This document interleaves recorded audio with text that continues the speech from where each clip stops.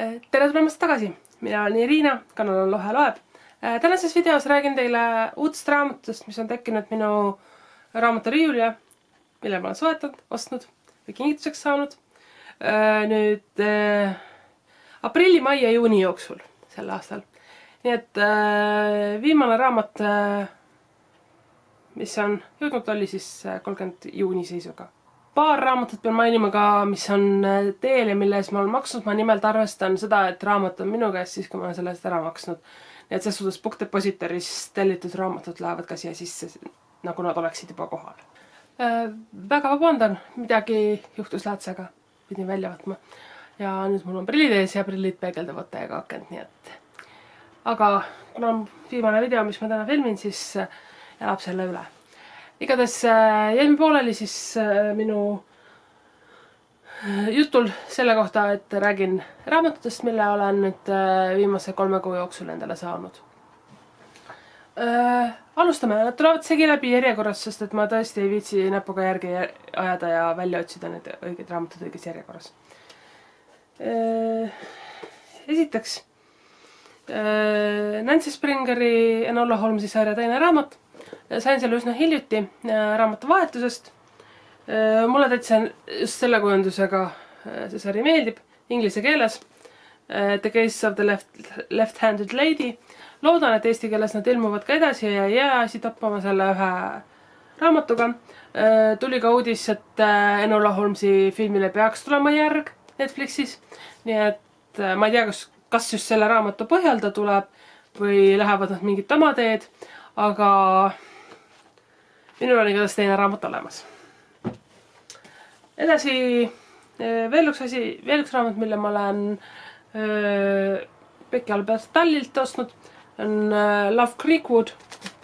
Check on vahel veel. Aga jah, see on igatahes Simon Versi nii-öelda pisikene lisa. Sinna siis kuulub Simon versus Homo sapiensi vandenõu pluss Upside of Unrequited ja Leah on the Offbeat. Ma ise pole seda veel lugenud, aga põhimõtteliselt mul on nüüdseks olemas kõik raamatud, mis Becky Albert Tallil on ilmunud. Ostetud rahvaraamatust. Enamus on ostetud rahvaraamatust tegelikult. Mõningate eranditega. Järgmine. See on vist üks kõige uuemaid asju, mis ma ostsin juuni lõpus. Madeline Milleri The Song of Achilles, eesti keeles Achilleuse laul on just ilmunud. Seda on viimasel ajal väga palju soovitatud ja ma ei pidanud vastu ja otsustasin ennast premeerida tööka kuu lõpus raamatuga. Taaskord üks värskemaid asju, mis ma olen endale saanud, on Hallie Rubenholdi 5.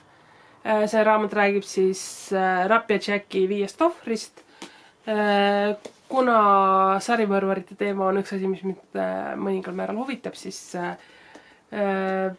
tekkis huvi selle raamatu vastu ja tellitud ta sai. Edasi väikene kiiks.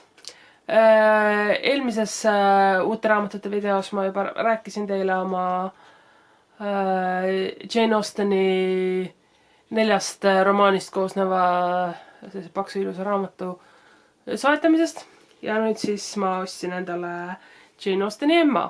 See on arvatavasti 3. köide emmat, mis mul üldse kodus riiulitel on. Ma ei ole seda läbi lugenud.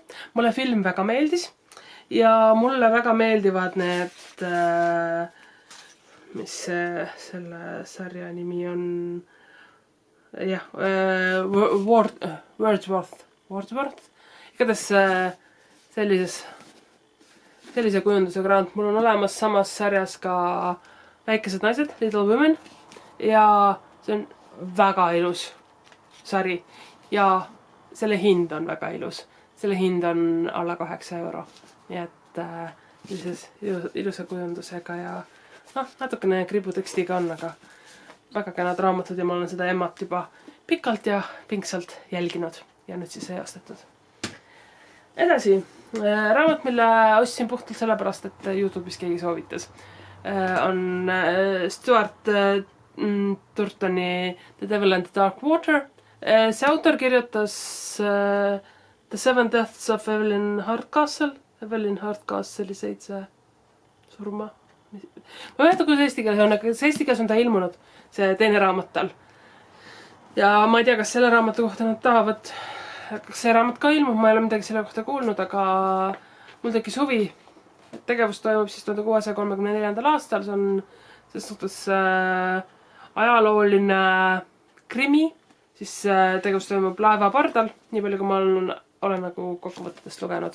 Siis muidugi, järgmine raamat, minusugune Harry Potteri fänn muidugi pidi kaasa minema haibiga ja ei suutnud vastu panna ja ostis endale Harry Potteri tarkade kivi Eesti oma kaanekujundusega.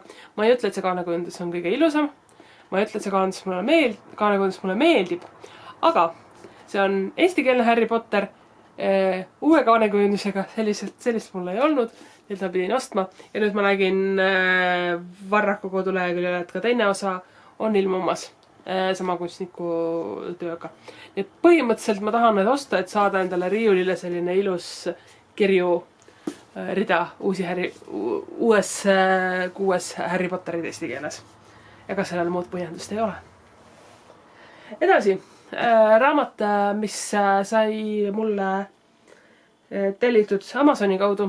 Ma tavaliselt Amazoni ei kasuta, seekord kasutasin. Raamat oli kohale 3 päevaga. Ma ei oodanud seda, see läks väga kiiresti.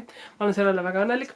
Aga põhjendus, mis selle raamat ostsin, on taaskord see, et BookTube'is igal pool kõik ja nende vanaema soovitavad neid. Õigem seda raamatut. See on M.L. Wangi The Sword of Kaigen. Mul on see lugemata veel, aga ma olen natukene alustanud ja nii palju, kui ma lugesin, nii palju see mulle meeldis täitsa. Ja kuna kõik laulavad sellele raamatule pidevalt kiidulaule, siis ma loodan selle aasta jooksul selle siiski ära lugeda. Kaanekujundus on kaunis. Edasi räägin 2 raamatust. Holly Jacksoni A Good Girl's Guide to Murder ja Good Girl Bad Blood. Esimene neist on mul loetud, teine veel ei ole. Ma olen maininud, sarjade lugemine ei ole minu kõva nagu parim omadus. Et ma ei oska sarju lugeda. Aga selle sarja puhul ma väga loodan. See räägib siis tüdrukust Pipast, kes siin sarjas hakkab lahendama ühte vana kadumist ja mõrva.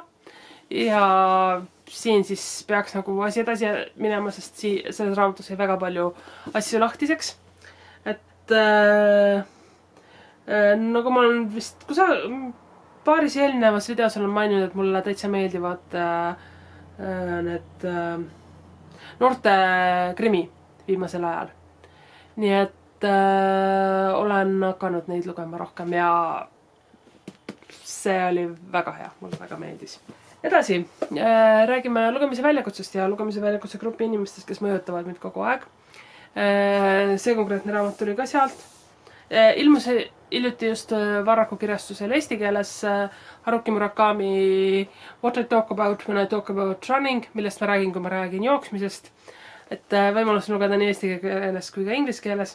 Mul lihtsalt tekkis huvi selle vastu, sest et ma tahan tegelikult lugeda ja ma vaatasin eelmisel sügisel. See on küll varem ilmunud, aga vaatasin animet, mille inglise keeles pealkiri on Run with the Wind. Seal on ka jooksmisest juttu ja kuidagi tekkis tuju, kuna too anime on põhimõtteliselt romaani põhjal, mis räägib jooksmisest. Aga see romaan ei ole ei inglise keelde tõlgitud ja muidugi ka eesti keelde pole ta tõlgitud. Nii et ma arvan, et see on üks lähedasema asju, mida on võimalik eesti keeles ja inglise keeles lugeda. Aga jah, järgmise raamatu ostsin seepärast, et mul vahepeal tekib kahtlane ja karvane tunne osta endale mingisuguseid raamatuid žanris, mida ma tavaliselt ei loe. Seda puhku oleks siis naistekad, romance, The Bromance Book Club. Seda on paljud BookTube'is soovitanud, mõned, keda ma vaatan. Tavaliselt meie maitsid väga kokku ei lange, aga see raamat tundus kuidagi huvitav. See räägib siis Gavin Scottist, kes on pesapallistaar, aga tema abielus ei ole kõik korras. Tundub, et hakkab oma naisega lahku minema ja siis saab ta paar asja veel teada nende kooselu kohta. Ja selleks, et olukorda päästa, ja ta siiski tahab oma naisega edasi koos elada. Selleks ta ühineb Bromance Book Clubiga, kus siis sellised tegevus toimub Nashville'is. Nashville'i sellised võimsad alfa-isased saavad kokku, loevad naistekkaid ja püüavad nende abil siis oma armuelu kuidagi korda seada. Ehk siis õppida naistekatest, kuidas olla hurmavad ja šarmantsed ja sellised mehed, kes naistele meeldivad. Kõlab väga hästi, ma loodan seda sellel suvel läbi lugeda, aga ma ei tea ka. Mul plaanid ei õnnestu, nagu ma olen teile mitu korda juba öelnud. Edasi. Mulle jõudis nüüd kohale Scott Lynch'i Red Seas Under Red Skies ja The Republic of Thieves. See on siis Gentleman Bastards sarja teine-kolmas osa. Teine osa ja kolmas osa. Ma loodan nendeni ikkagi jõuda ja mulle tegelikult see sari väga meeldib, et see lugemine läheb lihtsalt aeglaseks, muud asjad tulevad ja vahele. Aga mis sellega oli tegelikult see, et ma tellisin endale tegelikult teise, kolmanda ja neljanda osa The Thorn of Emberline. Ja mulle tuli vastus selle koha pealt.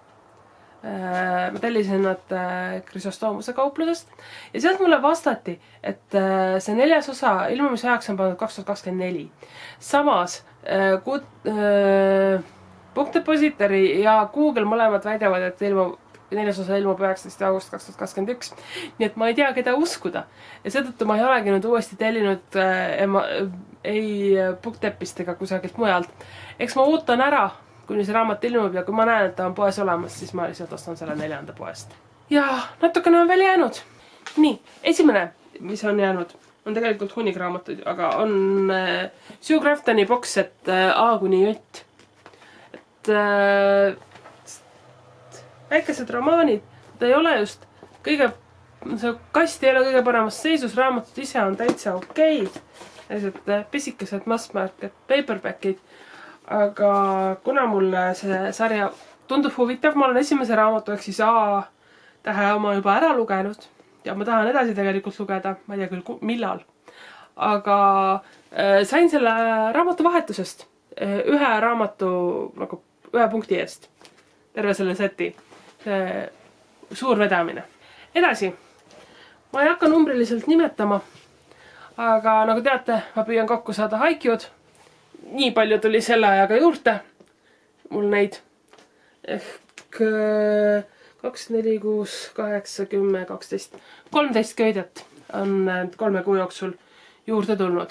Ja viimaseks raamatuks jääb mulle kingitud Maja Lunde Päikesevalvaja.